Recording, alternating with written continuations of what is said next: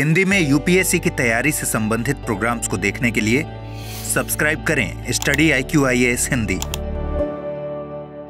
Hello दोस्तों, मैं मनोज कुमार आपका स्टडी IQIAS हिंदी चैनल पर स्वागत करता हूं और उम्मीद करता हूं कि आप सभी लोग बहुत अच्छे होंगे। दोस्तों, हम लोगों ने मध्यकालीन भारत का जो श्रृंखला शुरू की है, आज हम लोग उस पर बात करने जा रहे हैं। उसका लेक्चर नंबर 30, लेक्चर नंबर 30, जिस पर आज हम बात करेंगे प्रमुख भक्ति संतों को लेकर के। दोस्तों, हमने पिछले 4-5 क्लास से एक टॉपिक शुरू किया हुआ है, भक्ति आंदोलन। हम लोग चाहते तो आपका भक्ति आंदोलन का जो टॉपिक है वो 1 या 2 क्लास में खत्म कर सकते थे, लेकिन हमने 1 या 2 लेक्चर में खत्म ना करके उसको एक विस्तार पूर्वक अच्छे तरीके से आपको समझाने की कोशिश की है, जिससे कि आपको भक्ति और सूफी आंदोलन की जो मूलभूत बातें हैं वो भी आपको समझ में आ जाए और साथ ही साथ आपके एग्जाम में जो क्वेश्चंस बन सकते हैं वो भी आपके कवर हो जाए। और मैं आपको सुनिश्चित कर रहा हूं कि आप ये सारी चीजें अगर आप देखेंगे, ध्यान देंगे, तो प्रीवियस ईयर के जो पेपर्स हैं उनको उठा करके देखिएगा यूपीएससी के, आपको अधिकांश क्वेश्चन इसमें से मिल जाएंगे।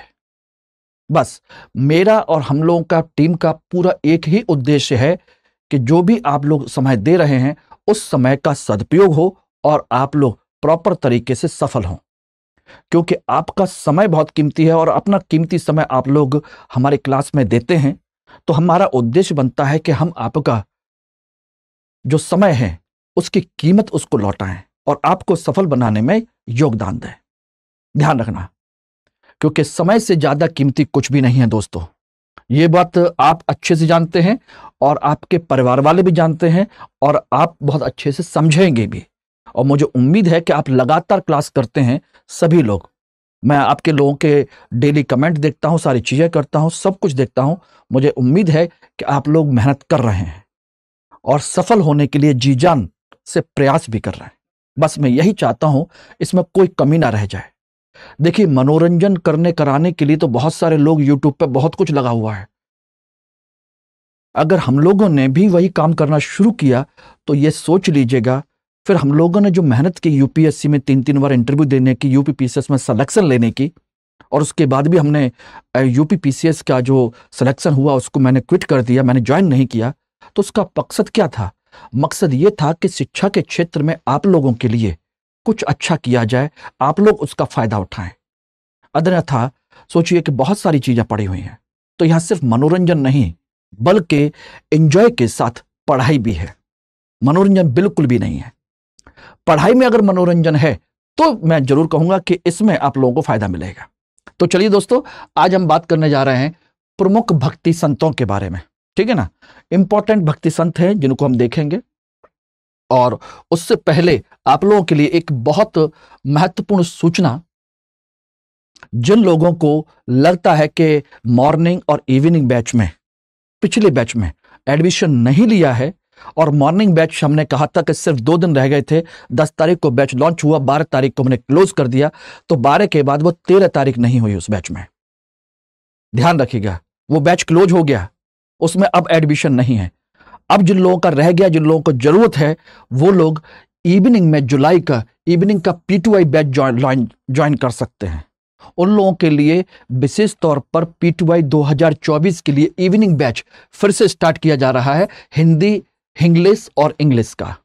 ध्यान रखना, हिंदी में आपके हिस्ट्री से क्लास शुरू होगी, इंग्लिश में आपका पॉलिटी और इंग्लिश में पॉलिटी। ध्यान रखना, ज्योग्राफी वगैरह, ये सारी चीजें। और इसके लिए फीस में कोई चेंज नहीं किया गया, वही 70,000 रुपये फीस रखी थी। अगर आप लोग MK लाइव कोड इस्तेमाल करते हैं तो फीस होगी 29,999 रुपये। और ये बैच दोस्तों स्टार्ट हो रहा है 22 जुलाई से शाम को 6 बजे। यस, शाम को 6 बजे फिर से स्टार्ट हो रहा है। जिन लोगों का रह गया था, उनको लगता था कि हम इवनिंग बैच ज्वाइन नहीं कर पाए पिछले महीने और मॉर्निंग बैच में उनको टाइम नहीं मिल पा रहा, तो उन लोगों के लिए बैच लॉन्च किया गया है। फिर से ध्यान रखिएगा। और इसमें जो टारगेट है, जो आप लोगों को बताया गया, ध्यान रखना, 4 स्टेज हैं। जुलाई से लेकर के जनवरी तक आपका फाउंडेशन कोर्स, जनवरी से लेकर के मई तक आप लोगों के प्रारंभिक परीक्षा पर विशेष फोकस सेकंड स्टेज में। थर्ड स्टेज में जून 2024 से लेकर सितंबर तक मेंस का रेजिडेंशियल प्रोग्राम, और अक्टूबर से 2024 से लेकर के 2025 तक पूरा का पूरा आपका इंटरव्यू के लिए सक्सेस इन इंटरव्यू का प्रोग्राम आपका इसमें जुड़ा हुआ है। ठीक है ना। इनमें सबसे मुख्य जो फोकस है दोस्तों वो है आप लोगों के मुख्य परीक्षा के उस पर फोकस किया गया है। इसमें क्या है कि यह एक आवासीय कार्यक्रम है, इसके लिए आपको कोई अतिरिक्त चार्ज नहीं देना है। 2024 का क्लियर करने वाले छात्रों को 4 महीने के लिए विशेष सत्र आयोजन किया जा रहा है। इसमें स्टडी IQ के परिसर में ही आप लोगों को रहने खाने की पूरी व्यवस्था की जाएगी, उसका कोई अलग से शुल्क नहीं होगा। और यह विशेष रूप से तैयार की गई योजना है जिसमें 400 से अधिक अंकों के परीक्षा पर विशेष फोकस किया जाएगा, GS के। ठीक है ना। GS में 400 प्लस अंकों के साथ मुख्य परीक्षा उत्तीर्ण करने की बेहतरीन रणनीति उपलब्ध कराई जाएगी। जो विशेष 400 प्लस अंक हैं उसका फोकस है, यानी कि 250 नंबर के पेपर आते हैं, 1000 नंबर है, और हर पेपर में हमारा टारगेट है 100 प्लस मार्क्स आप लोगों को गेन कराए जाए। ध्यान रखना, इसमें जो सोचिए पूरे इस मैटर में प्रारंभिक परीक्षा से लेकर इंटरव्यू तक की तो तैयारी होगी। Lecture notes, mentorship, live classes, test series, material और मुख्य परीक्षा आवासीय कार्यक्रम, ये सब कुछ इंक्लूड है इसमें दोस्तों, ध्यान रखना। Okay everybody. तो जिन लोगों को मौका मिल रहा है 22 तारीख से बैच स्टार्ट होगा, 22 जुलाई से शाम को 6 बजे, और कोड है आपको MK लाइव। इस कोड का इस्तेमाल करिए और अपना आगे तैयारी को कंटिन्यू रखिएगा। ठीक है। चलिए आज हम प्रमुख भक्ति संतों के बारे में चर्चा करने जा रहे हैं। वो भक्ति संत हैं आपके प्रमुख रामानंद, दादू दयाल, रैदास, चैतन्य महाप्रभु, नरसिंह मेहता और शंकरदेव। आज हम इन पर थोड़ी बहुत विशेष तौर पर आपके एग्जाम के दृष्टिकोण से जितनी इंपॉर्टेंट हो सकती है उन सभी मुद्दों पर चर्चा करेंगे। ठीक है ना। चलिए सबसे पहले हम बात करते हैं आज प्रमुख संत रामानंद के बारे में। सबसे पहले रामानंद, मैंने आप लोगों को एक कविता सुनाई थी, भक्ति द्राविड़ उपजी लाए रामानंद। ठीक है ना। और उसे स्थापित किसने किया? कबीर ने। रामानंद का जन्म हुआ तो प्रयाग में था, यानी कि जिसे आज हम क्या कहते हैं, प्रयागराज यानी इलाहाबाद। कान्यकुब्ज जो ब्राह्मण परिवार के सदस्य थे, लेकिन बनारस में रहते थे और वहां पर डेली गंगा स्नान, प्रतिदिन गंगा स्नान करते थे सुबह सुबह प्रातः वेला में जाकर के, और राम की परंपरा, राम की पूजा, राम भक्ति को विशेष तौर पर मानते थे। ध्यान रखना, यानी कि ये किस पर बल देते थे? राम की भक्ति पर विशेष बल देते थे। ध्यान रखना, ये मैंने जितने पॉइंट लिखे हैं, अगर आपका क्वेश्चन बन जाए कि रामानंद के संदर्भ में निम्नलिखित कथनों पर विचार कीजिए और इनमें से 4 कथन दे दिए जाएं और पूछ लिया जाए इनमें से कितने कथन सही हैं, तो यही क्वेश्चन बनेंगे। इसलिए मैंने ये पॉइंट फॉर्म में दिया हुआ है। मेरा उद्देश्य यह है कि आपका एग्जाम का जो पैटर्न है उसी पैटर्न पर आपको तैयारी कराई जाए, चाहे वो यूट्यूब हो चाहे पेड बैच। Okay, clear? ध्यान रखना। तो यह राम की जो भक्ति हो उस पर बल देते हैं। मैंने पिछली क्लास में आपको समझाया था कि एक निर्गुण भक्ति है और एक सगुण भक्ति। निर्गुण भक्ति में ज्ञान पर विशेष बल दिया जाता है और सगुण भक्ति में राम और कृष्ण की विभिन्न रूपों और उनके विभिन्न जो अवतार हैं उनकी भक्ति पर बल दिया जाता है। ठीक है ना। तो उन्हीं में से एक ये है, यह राम की भक्ति पर विशेष बल देते हैं। इनके पीछे कबीर पड़े हुए थे किसी तरीके से कि प्रभु हमको भी अपना शिष्य बना लीजिए। अब कबीर है जुलाहे, ध्यान रखना, और ये है एक कान्यकुब्ज ब्राह्मण और ऊपर से पूजा पाठ करने वाले। तो उस जुलाहे को ये कैसे अपना शिष्य बनाए? तो एक दिन कबीर दास उनकी सीढ़ियों पर लेट गए और वहां पर उनके छाती पर पैर पड़ गया जब ये गंगा स्नान करने के लिए जा रहे थे, और जैसे ही गंगा स्नान करके लौटे उनकी छाती पर उनका पैर पड़ गया, कबीर की छाती पर। राम राम राम राम कह के चिल्ला पड़े और वहीं से फिर बोले कि अब तो छू लिया है, सारी चीजें हो गई, आपका पैर पड़ गया है, अब तो अपना लीजिए। बाद में उनको समझ में आया कि राम राम तो करते हैं लेकिन उसका मर्म नहीं समझ पाते, तो उन्होंने उसी दिन से ही इन लोगों को अपना शिष्य बनाना शुरू कर दिया। और ध्यान रखिएगा, उसके बाद उन्होंने थे तो राम भक्त के, लेकिन सभी जाति के लोगों को अपना शिष्य बनाया। जैसे कबीर हैं, वो भी इनके शिष्य हैं, जुलाहे हैं। रैदास हैं, चमार जाति के हैं। ध्यान रखना, सेना जो इनके शिष्य बने वो नाई हैं, और धन्ना ये जाट कम्युनिटी के हैं। और ये चार जो मैंने लिखे हैं ना बेटा, अगर ये मैचिंग में आ गए ना, क्वेश्चन यहीं से हो जाएगा। निम्नलिखित जो संत हैं और उनकी जाति है, उनका सही कितने मिलान हैं उनको बता दीजिए, या सही मैचिंग कर दीजिए। तो यहां से भी मैचिंग में आ जाएगा और यहां से स्टेटमेंट में। तो इन्होंने सभी जाति के लोगों को शिष्य बनाया। उसके बाद ये जाति प्रथा, बाह्य आडंबर, कर्मकांड, ठीक है ना, भेदभाव, असमानता, छुआछूत, इन सारी चीजों को इन्होंने नकार दिया। हालांकि ये राम की भक्ति पर बल देते हैं, इसमें कोई शक नहीं है, और राम की भक्ति की परंपरा कबीर ने भी अपना ली।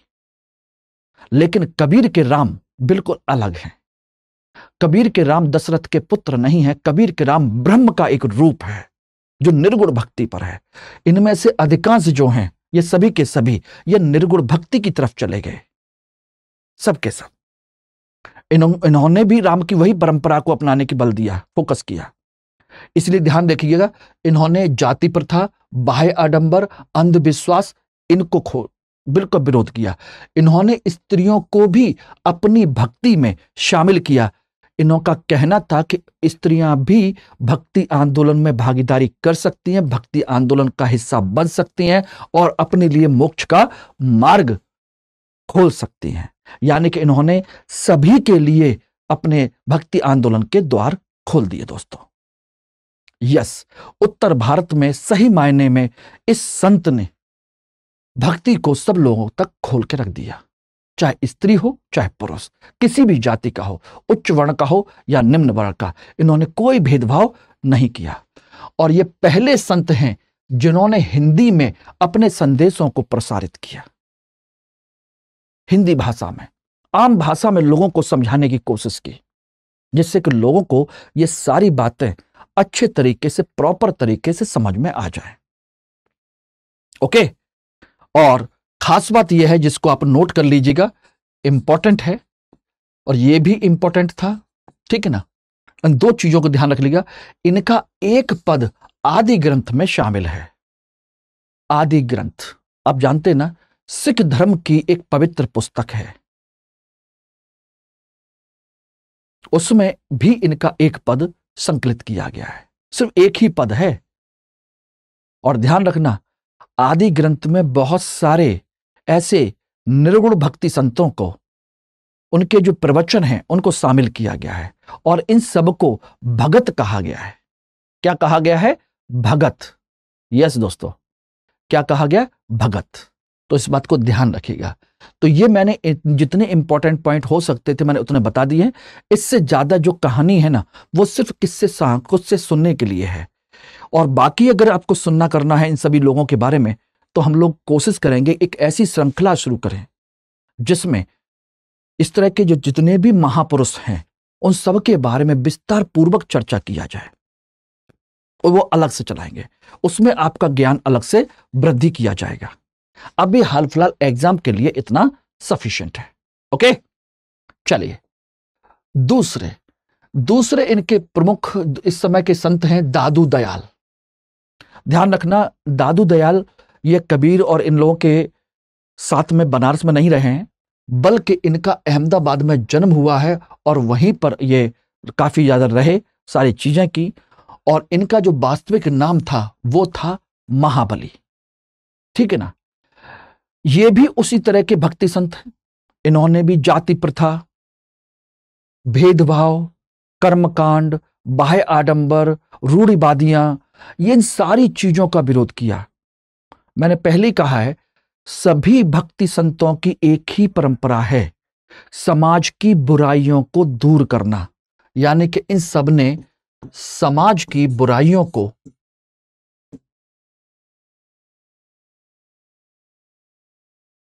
नकार दिया। बोले कि ऐसी कोई चीज नहीं हो सकती, बल्कि किस पर बल दिया? इन्होंने समानता पर बल दिया, इन्होंने एकता पर बल दिया, इन्होंने भाईचारे पर बल दिया। सोचिएगा। और इसके अंतर्गत इन्होंने ईश्वर की व्यापकता, कहा कि ईश्वर सभी जगह व्याप्त है और सर्वशक्तिमान है। ध्यान रखना, सब जगह मौजूद है, सर्वशक्तिमान है।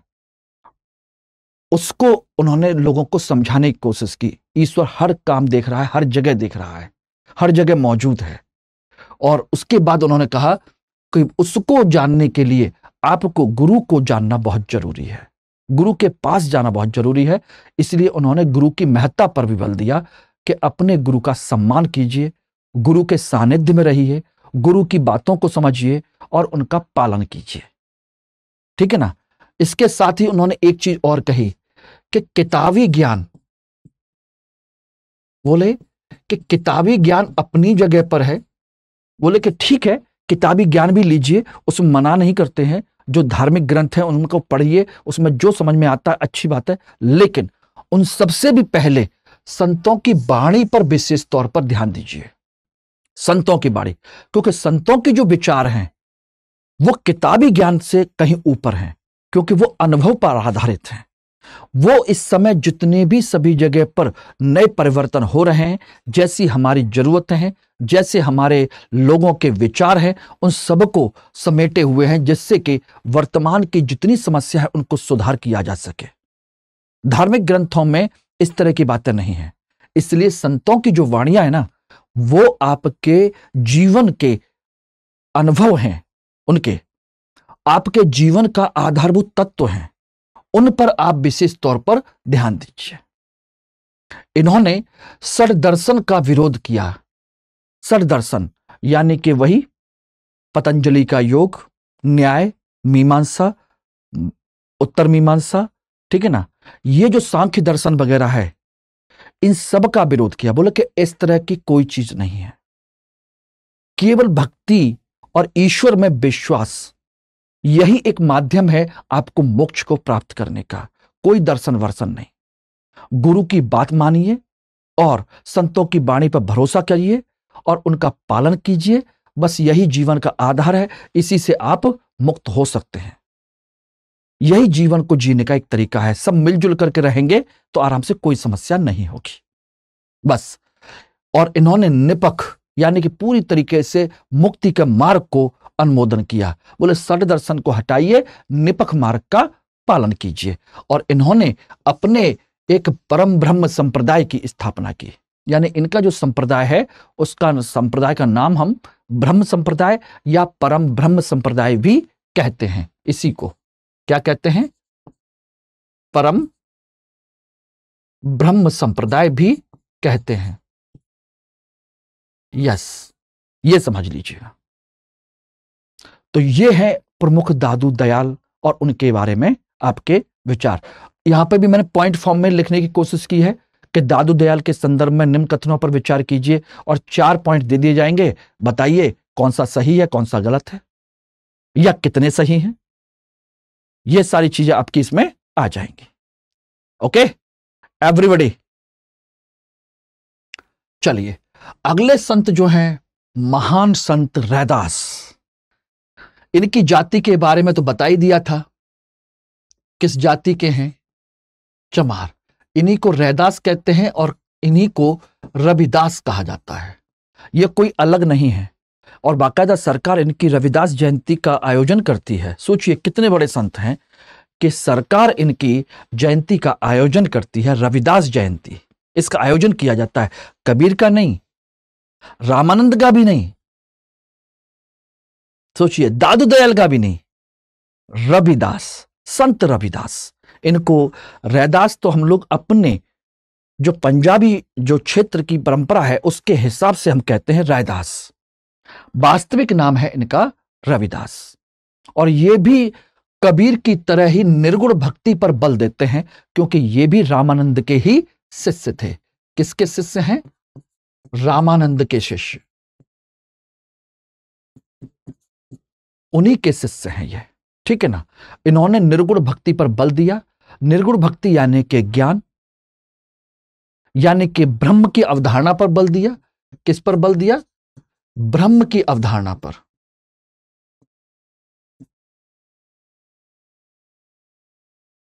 यस, इन्होंने भी जाति प्रथा और तमाम तरह की जो समस्याएं हैं उनको उन्होंने नकार दिया।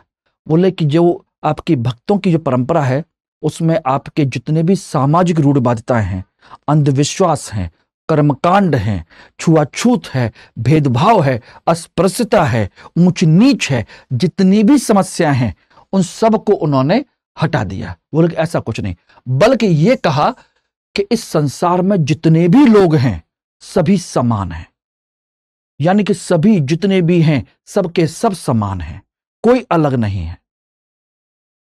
बस क्योंकि ईश्वर की संतान उस परम ब्रह्म के ही अंश हैं, इसलिए सब समान हैं। ठीक है ना। और इन्होंने हरि की भक्ति पर बल दिया, लेकिन इनके हरि जो है वो कृष्ण नहीं है।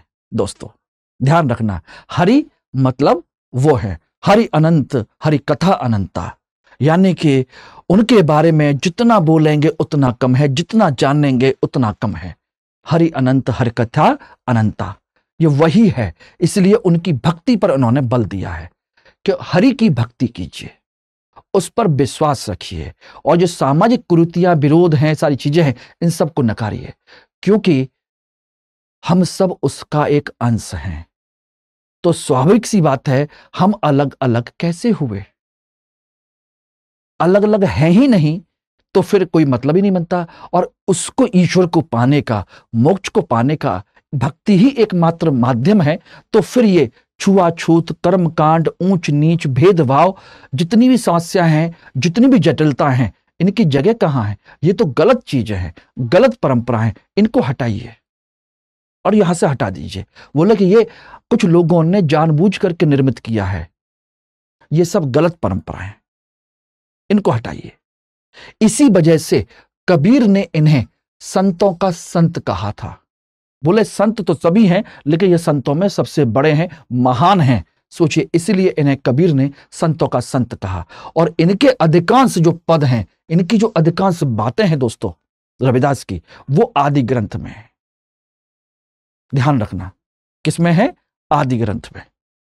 और आदि ग्रंथ में इनको कबीर हुए, ठीक है ना, रैदास हुए, धन्ना हुए, पीपा हुए, सेन हुए, ये सब के सब इनके पद कवि उसमें दिए हुए हैं आदि ग्रंथ में, आदि ग्रंथ में। और इन सभी को क्या कहा गया है? भक्त नहीं कहा गया, भगत कहा गया है। और आप लोग अच्छे से जानते हैं, गांव के क्षेत्र में, ग्रामीण अंचल में भक्तों को, लोग जो पूजा पाठ करते हैं, भक्ति करते हैं, उनको भगत कहा जाता है। भगत यानी कि एक तरीके से आपकी कौन सी है? तद्भव नहीं, तद्भव शब्दावली है, ध्यान रखिएगा, अपभ्रंश है। सोचिएगा, उन्हीं को भगत कहा जाता है। भगत यानी कि भक्त। ओके एवरीबॉडी, क्लियर है? अब इनमें यह जानने की कोशिश मत कीजिए कि इनका जन्म कब हुआ, कहां हुआ। ये बहुत छोटी सी चीजें हैं, और इस तरह के क्वेश्चंस आपके यूपीएससी के लेवल पर नहीं पूछे जाते दोस्तों। उनमें इनका कंसेप्ट पूछा जाता है, इनके विचार पूछे जाते हैं, उतना ही ध्यान देना है। ओके, क्लियर है? क्योंकि मैं आपको बार बार कह रहा हूं, आज भी इन क्लास की स्टार्टिंग में मैंने कहा था कि यूपीएससी आपका सपना है और आप अपना कीमती समय मुझे दे रहे हैं, तो मेरा परम कर्तव्य बनता है कि मैं आपके समय की कद्र करूं, उसकी इज्जत करूं, और आपको आपके सपने तक पहुंचाने में सहायता करूं। यही मेरा उद्देश्य है, बस ध्यान रखना, यही एक मात्र मेरा उद्देश्य है, इसीलिए मैं पढ़ा रहा हूं। अन्यथा मेरे पास पीसीएस का सिलेक्शन था, आराम से जॉब कर सकता था, लेकिन सेटिस्फैक्शन नहीं मिलने वाला था मुझे वहां।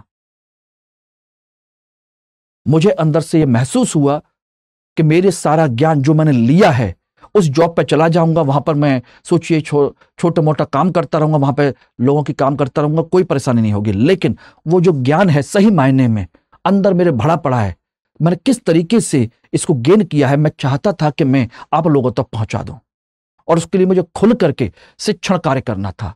इसलिए मैंने ये बहुत सारा सोच विचार करके मैंने ये किया है। बहुत सोच विचार करके, कि मैं बस आप लोगों में अपना अक्स देखूं। आप लोग हैं, आप अगर मेरा ज्ञान लेकर के सफल हो जाएंगे तो कहीं ना कहीं मुझे यह महसूस होगा कि यह मनोज ही है जो सेलेक्ट हुआ है। शरीर आपका, सब कुछ आपका, मेहनत आपकी, और मुझे जो दिखाई देगा वो ये है कि यह मेरा ही अंश है, क्योंकि मेरे ही विचार हैं, मेरा ज्ञान है। तो मुझे उस दिन बहुत खुशी होने वाली है। इसलिए मैं आप लोगों को यह सब करना चाहता हूं। मैं नहीं चाहता कि आप लोग कहीं भटकें, कहीं इधर उधर जाए। बस मैं और आप सेलेक्ट होइए, बस उसकी खुशी मुझे मिल जाएगी। तो सोच लीजिए कि आपका सिलेक्शन आपके लिए होगा, मेरे लिए आपका सिलेक्शन मेरी खुशी है। तो ये मैं अपनी खुशी के लिए कर रहा हूं, बात समझ लीजिए। ओके, क्लियर हो गया? तो इन्हीं की तरह है, मैं अपना ज्ञान आप लोगों तक पहुंचाना चाहता हूं, उसको आप लोग लेकर के जाइए, और समय दे रहे हैं तो उसका सदुपयोग आप करिए। चौथे अगले जो महान संत हैं वो हैं चैतन्य महाप्रभु। ये बंगाल के क्षेत्र से जुड़े हुए हैं, यानी कि भक्ति के जो परंपरा है वो बंगाल और उड़ीसा के क्षेत्र में फैल गई। पहले बंगाल, बिहार, उड़ीसा का क्षेत्र कोई अलग नहीं था। बंगाल, उड़ीसा लगभग एक जैसे क्षेत्र थे, भाषा अलग अलग थी, बस इतना समझ लीजिए। बंगाल में इस भक्ति की परंपरा को चैतन्य महाप्रभु ने, जिन्हें हम एक नाम से और जानते हैं, वो है, इनको गौरांग महाप्रभु भी कहते हैं। ध्यान रखना, ये बंगाल के नादिया से जुड़े हुए थे और इन्होंने एक नई परंपरा का शुरुआत की जिसे कहते हैं कीर्तन, नगर कीर्तन की परंपरा। नगर कीर्तन ये पहली बार है। इससे पहले लोगों ने, ऋषि मुनियों ने, इन भक्ति संतों ने अपना ज्ञान दिया, अपने प्रवचन दिए लोगों के साथ बैठ करके, ठीक है ना, भक्ति में लीन होते थे अपने एकांत में। लेकिन इन्होंने जो परंपरा की वो थी कृष्ण भक्ति की परंपरा। यस, किसकी? कृष्ण भक्ति की। और कृष्ण भक्ति के संदर्भ में ये अपने गीतों की रचना करते थे, अपने साथ के सभी शिष्य और पूरी मंडली को लेकर के गले में ढोलक, मंजीरा और जितने भी जो वाद्य यंत्र हो सकते हैं उन सबको लेकर के ये कहां करते थे? गांव गांव में जाकर के अपना भजन कीर्तन करते थे। इसी को नगर कीर्तन कहते हैं। सुबह सुबह निकल जाते थे और पूरे गांव का, पूरे शहर का चक्कर लगाते थे गाते बजाते हुए। और ये परंपरा सोचिए अब पूरे उत्तर भारत में फैल गई है, कीर्तन की परंपरा। क्या हो रहा है? कीर्तन हो रहा है, एक साथ बैठ करके नाचना गाना हो रहा है, और घूमते हुए कर रहे हैं तो उसको क्या कहते हैं? नगर कीर्तन। एक जगह पे बैठ के करते हैं तो कीर्तन, भजन कीर्तन, और घूम घूम के कर रहे हैं तो नगर कीर्तन। ये देखिए, ये इनके शिष्य पीछे ढोलक बांधे हुए, ढोलक लटकाए हुए, नाचते गाते हुए, और ये सोचिए प्रभु भक्ति में लीन हैं। इसी तरह की परंपरा अगर आज आप देखेंगे तो आपको एक परंपरा दिखाई देती है हमारे हिंदू संस्कृति में, अगर ध्यान से दिया हो, इस्कॉन टेम्पल की, इंटरनेशनल श्री कृष्ण वाले ऑर्गेनाइजेशन इस्कॉन टेम्पल। इनके इस्कॉन टेम्पल दिल्ली में भी हैं, हर बड़े शहर में हैं, नोएडा में भी हैं, ठीक है ना, आपके मथुरा वृंदावन में भी हैं, हर जगह पे। और इनके जो शिष्य हैं अधिकांशतः विदेशी लोग भी हैं, रूस से लेकर के, यूरोप से लेकर के बहुत सारे लोग हैं, विदेशी लोग भी इनकी भक्ति परंपरा में जुड़े हुए हैं। इस्कॉन वाले की बात कर रहे हैं जो कृष्ण की पूजा करते हैं। और वो लोग क्या करते हैं? वो भी इसी तरह के साधारण से कपड़े पहनते हैं, इनकी तरह बिल्कुल हल्के से गेरुए वस्त्र पहनते हैं, बहुत गहरे नहीं, हल्के से गुलाबी रंग के। और वो गले में ढोलक, मंजीरा, तंबूरा लेकर के पूरे शहर में गाते बजाते हैं जब भी उनका उत्सव होता है। तो इस परंपरा को शुरू करने वाले कौन हैं? आपके चैतन्य महाप्रभु। ध्यान रखना, कृष्ण भक्ति की परंपरा को इन्होंने अपनाया, कृष्ण की भक्ति में लीन रहते थे। इन्होंने भी सोचिए सेम वही परंपरा जो भक्ति आंदोलन का आधार है कि जाति प्रथा, धार्मिक कर्मकांड, रूढ़िवादिता, असमानता, भेदभाव, छुआछूत, जितनी भी चीजें हो सकती हैं, सामाजिक धार्मिक बुराइयां, उन सब का विरोध किया। यानी कि इन्होंने अन्य भक्तों की तरह ही सामाजिक बुराइयों और सामाजिक धार्मिक जो कुरीतियां हैं इन सब का विरोध किया। और सभी जाति धर्म के लोगों को अपना शिष्य बनाने की कोशिश की, उनको अपने साथ जोड़ने की कोशिश की। ठीक है ना। उनमें एक इनका एक प्रमुख शिष्य था जिसका नाम था हरिदास, लेकिन वो वास्तव में एक मुसलमान था, उसको ये हरिदास कहते थे। ठीक है ना। और इनकी जो विचारधारा है, ध्यान रखना, उसे अचिंत भेदाभेद भी कहते हैं। क्या कहते हैं? अचिंत भेदाभेद का दर्शन कहा जाता है। और इन्होंने अपने शिष्यों के साथ मिल करके वृंदावन में कृष्ण भक्ति का केंद्र बनाया। काफी लंबे समय तक वहां रहे, लेकिन सबसे ज्यादा प्रचार प्रसार तो उन्होंने बंगाल में ही किया, ध्यान रखना। लेकिन वृंदावन को भी केंद्र बनाने में इन्होंने कोई कमी नहीं छोड़ी। अपने कई सारे शिष्यों को यहां भेजा, खुद भी आए, फिर वापस चले गए, लेकिन शिष्य यहां रह गए और उन्होंने इस परंपरा को यहां पर आगे बढ़ाया। अभी भी अगर आपको देखना हो तो वृंदावन में चले जाइए, आपको सुबह सुबह भजन मंडली शहर में से कीर्तन करते हुए मिल जाएंगे, आज भी मिल जाएंगे। यस, ईश्वर की भक्ति में खो जाइए, उसका नाम लीजिए और समर्पण कीजिए। बाकी जितनी भी सामाजिक बुराइयां हैं उन सबको त्याग दीजिए। यही इनका कंसेप्ट है। लेकिन आज के समय में सोचिए, लोग कहां करते हैं? पूजा पाठ तो करते हैं, लेकिन मन के अंदर से जो बुराइयां हैं दोस्तों, उसको नहीं निकालते। वही झूठ, फरेब, गलत नीतियां, मन के अंदर गलत विचार, सब भरा पड़ा है। क्या करें? नहीं सुनते, नहीं मानते हैं। और जब परेशानी आती है तब प्रभु की शरण में जाते हैं। यानी कि बिना लालच के इंसान नहीं जाता, बिना लालच के कहीं नहीं जाता। सोचिएगा, यही है परंपरा। लेकिन इन्होंने ऐसा कुछ नहीं किया। ना ये कहते थे कि इतना खूब दान दक्षिणा करो, ये करो, वो करो, फलाना करो, कुछ नहीं कहते। लेकिन बाद में जाकर के सोचिए, लोगों ने इसको अपना क्या बना लिया, मैं कहना नहीं चाहता, वो आप लोग अच्छे से जानते हैं। क्लियर हो गया? ठीक, चलिए इसके बाद देखेंगे तो एक और प्रमुख संत हैं, ये भी आपके कहां के हैं? ये गुजरात के हैं। ये रहे, कबीर और जयदेव से परिचित हैं। इनका नाम है नरसिंह मेहता। नरसिंह मेहता ये भी उसी तरह के जाति पात विरोधी हैं, ठीक ना, सामाजिक धार्मिक बुराइयों के विरोधी हैं, समानता की नीति पर बल देने वाले हैं, ठीक है ना। और यह विष्णु यानी कि कृष्ण की भक्ति में लीन रहने वाले। और इन्हीं का प्रमुख जो गीत है, वैष्णव जन तो तेने कहिए जो पीर पराई जाने रे, ठीक है ना। ये इन्हीं की परंपरा है, जिसे बाद में सबसे ज्यादा गांधी जी ने अपनाया। ध्यान रखना, गांधी जी इसी को गाते थे, वैष्णव जन तो तेने कहिए जो पीर पराई जाने रे। यानी कि सही मायने में ईश्वर का बंदा, ईश्वर का जो जन है, वही है जो दूसरों के पीर यानी दूसरों के दर्द को जानता हो, दूसरों के दर्द को महसूस करता हो। असली जो मानव है, असली जो पुरुष है, वो वही है, वही जन है, वही ईश्वर का भक्त है। जो दूसरों के पराये, दूसरे की पीर, दूसरे के दर्द को ना समझता हो, वो ईश्वर का बंदा नहीं हो सकता।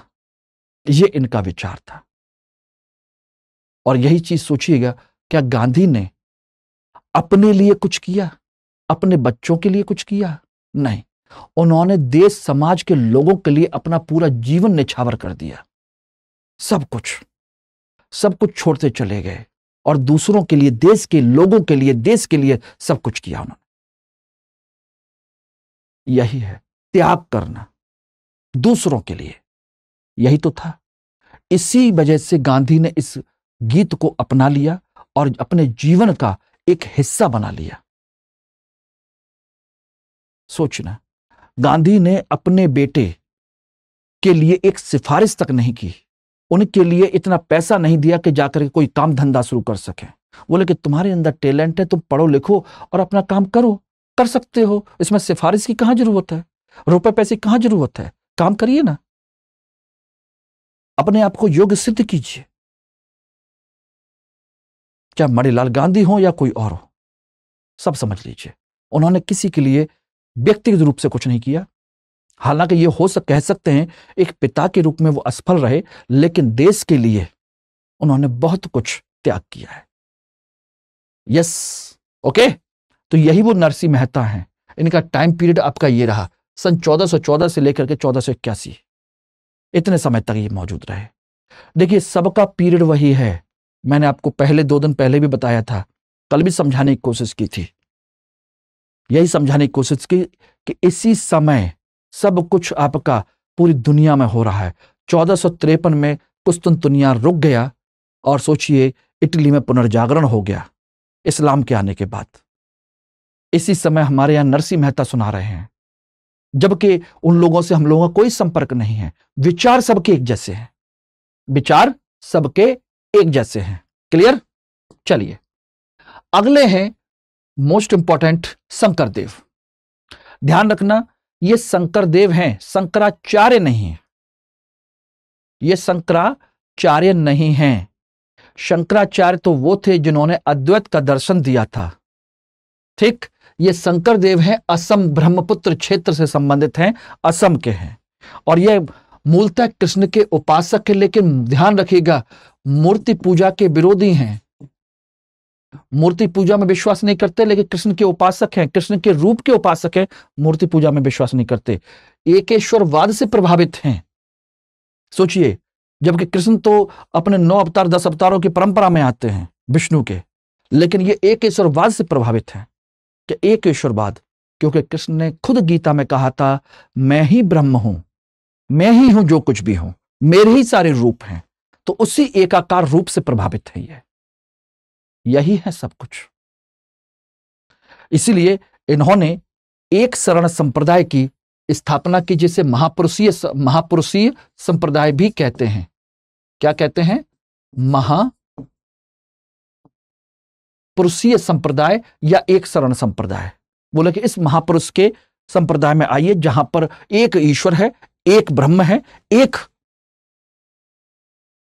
शरण है, वहां पर आइए और वहीं पर अपनी भक्ति की परंपरा को आगे बढ़ाइए, उसके आगे समर्पण कीजिए।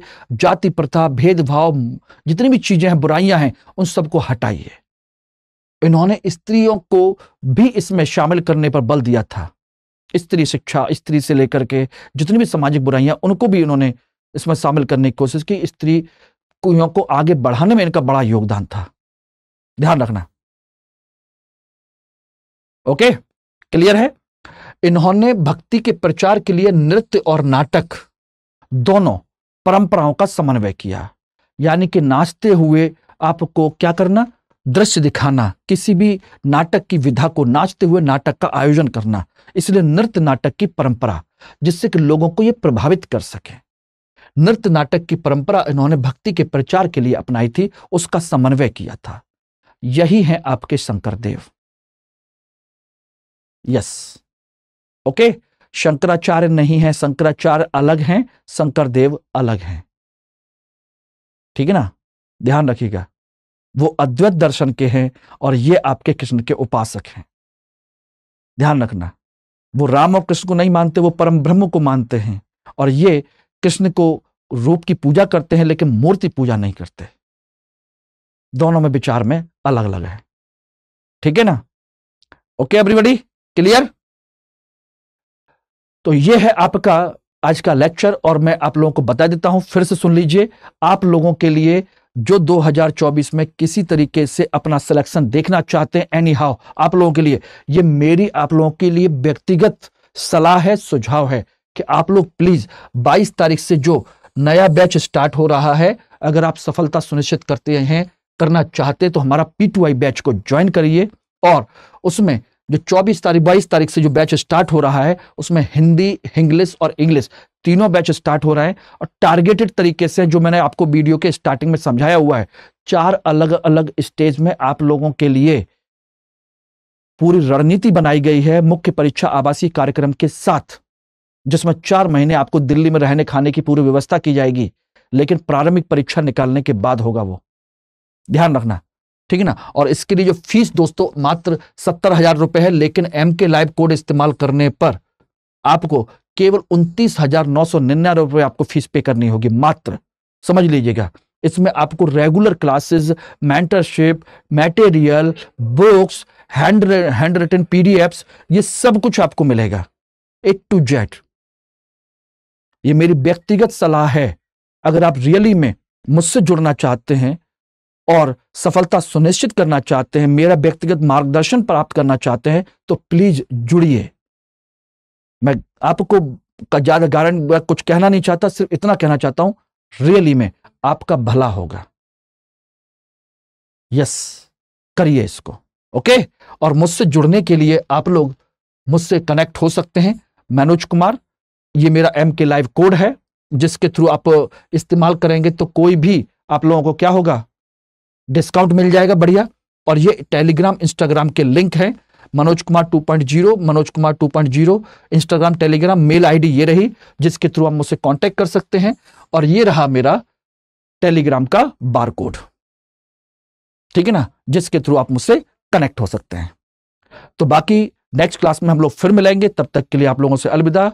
आप लोगों को बहुत बहुत धन्यवाद। बस एक चीज ध्यान रखिएगा, दुनिया में सब कुछ कमाया जा सकता है दोस्तों, रुपया, पैसा, धन, दौलत, सब कुछ, लेकिन समय नहीं कमाया जा सकता।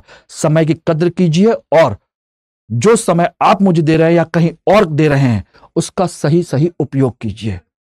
मनोरंजन, सुख सुविधाएं अपनी जगह पर है, लेकिन जिंदगी का उद्देश्य अपनी जगह पर है। कुछ साल के बाद जब असफल हो जाएंगे तो सोचिएगा, फिर चाह के भी आप कुछ नहीं कर पाएंगे। इसलिए अभी एक मौका है, अभी थोड़ा सा संघर्ष कर लीजिए, कठिनाई सहन कर लीजिए, जिंदगी भर आसानी है। बस, thank you very much. Hindi में यूपीएससी की तैयारी से संबंधित प्रोग्राम्स को देखने के लिए सब्सक्राइब करें स्टडी IQ IAS हिंदी।